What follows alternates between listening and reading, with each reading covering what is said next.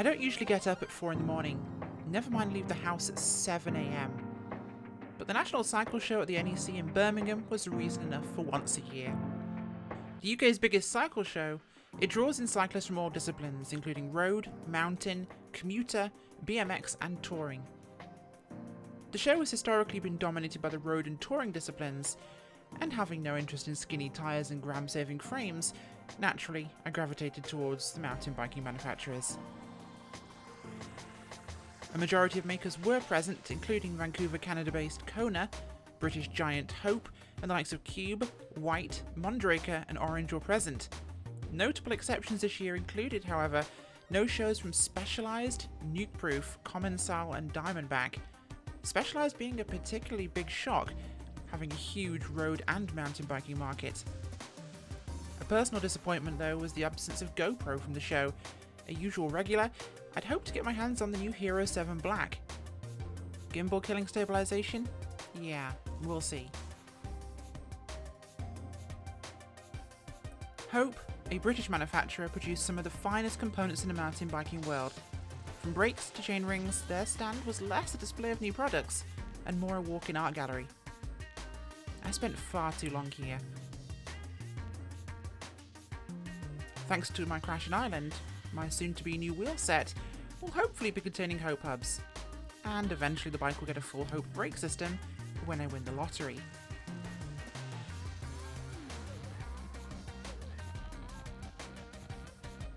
They did lighten the tone this year with this adorable kids bike, however, tricked out with enough bling to make even me jealous. I wish I was 5.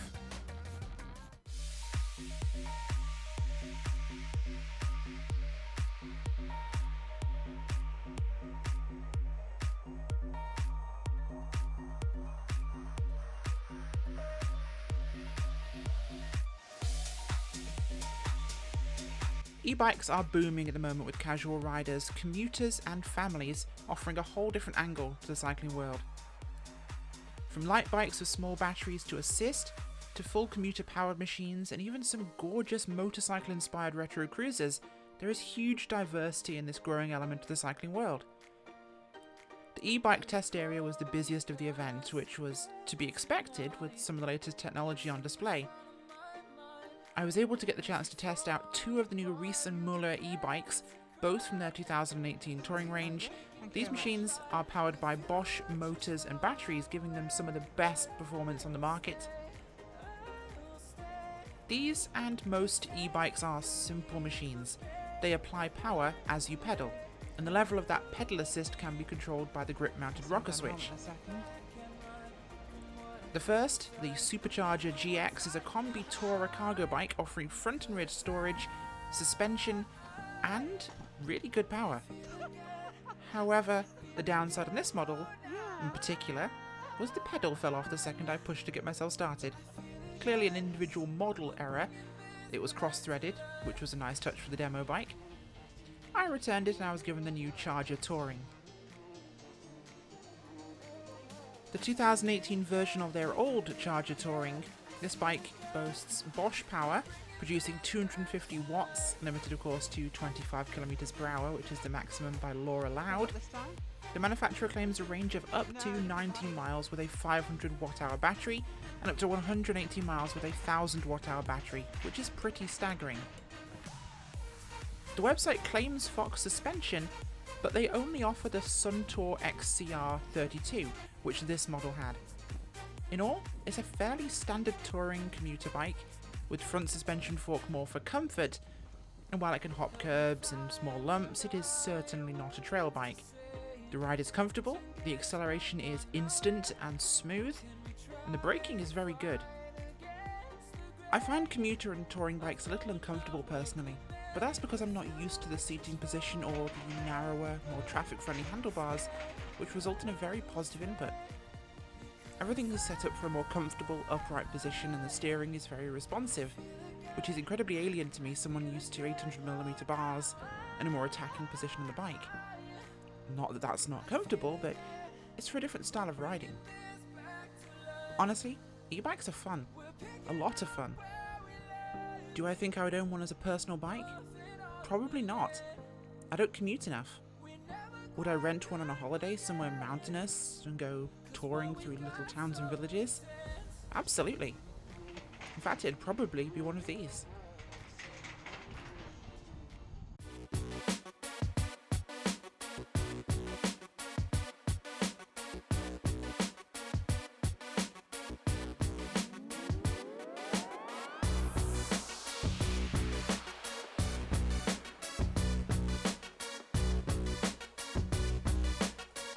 Now for the fun stuff.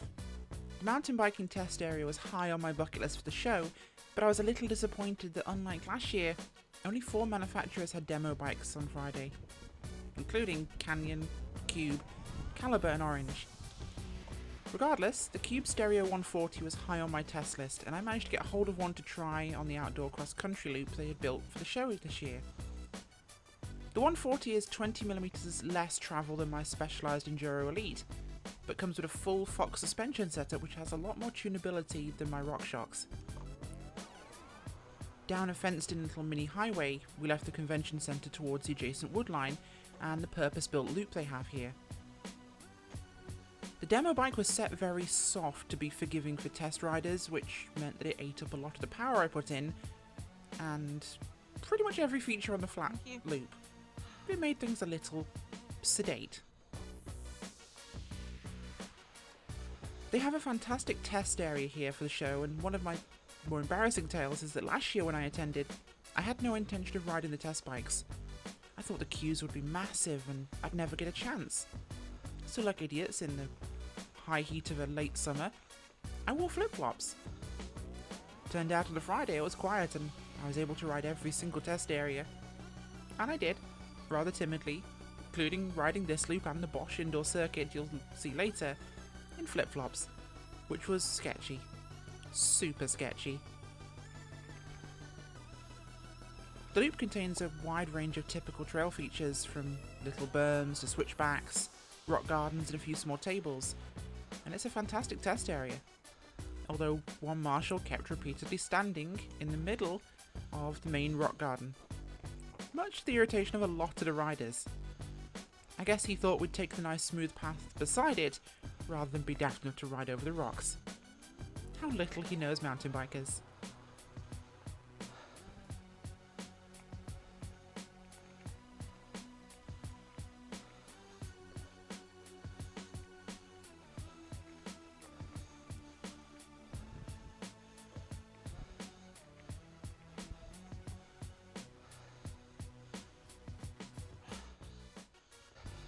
The one sour moment of the whole show came shortly after this. And I'm not really one to complain, nor do I ride a feminist white horse around town. Mountain biking to me has always been the most inclusive of sports. Men and women talk about bikes, ride, and enjoy themselves. The topic just doesn't come up. On my way back up from the cross-country loop, several workers, you can see them on the right here walking up alongside the track, they whistled at me and they called out as I rode past. I didn't hear the remark specifically, but the tone was pretty typical of the same thing that any woman hears on the street on almost a daily basis. It wasn't nice. Firstly, that's convention centre staff, I think. I can't prove that. Which isn't cool. And secondly, way to encourage women riders. Yeah, let's catcall them. That'll encourage more girls to go on bikes. On my bike, I'm there to ride. I'm not there to be Barbie, and I'm not there to be dealing with that BS. I want to ride, and that's the skinny of it.